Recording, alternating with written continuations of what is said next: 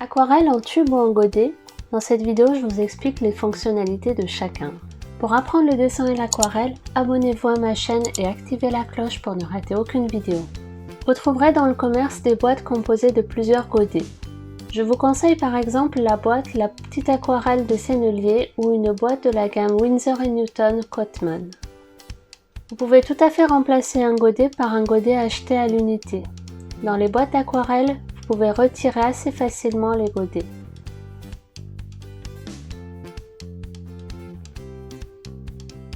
Vous pouvez également recharger un godet vide à l'aide d'un tube. Il vous suffira de remplir le godet avec le tube de la couleur de votre choix.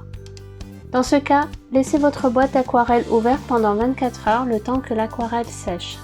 Au contact de l'eau, l'aquarelle se réactive. Donc là, je prends n'importe quelle couleur qui est bien sèche et vous pouvez voir qu'avec le pinceau mouillé, l'aquarelle se réactive. Vous avez également la possibilité de composer vos couleurs dans n'importe quelle boîte que vous trouverez ou alors vous pouvez acheter une boîte aquarelle vide. Ici, c'est une petite boîte de bonbons que j'ai récupérée.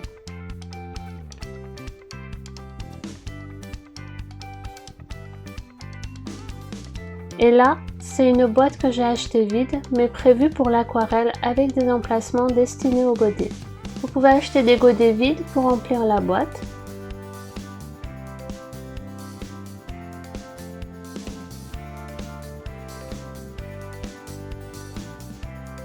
Dans une boîte traditionnelle sans les encoches prévues pour les godets, vous pouvez comme moi mettre du pâte à fixe sous les godets pour les faire tenir.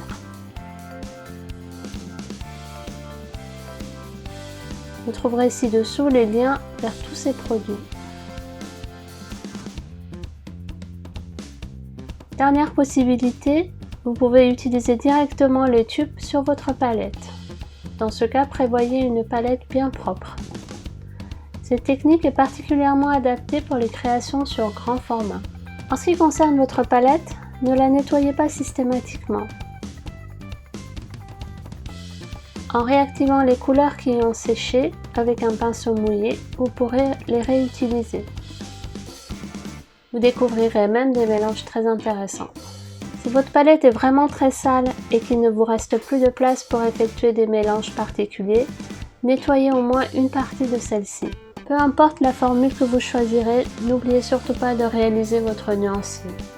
J'insiste beaucoup sur le nuancier car l'aquarelle étant une peinture transparente, les couleurs seront très différentes sur papier. Dites-moi en commentaire si vous avez acheté ou non votre boîte d'aquarelle toute prête. Si vous l'avez composée vous-même, n'hésitez pas à me dire pour quelle formule vous avez opté.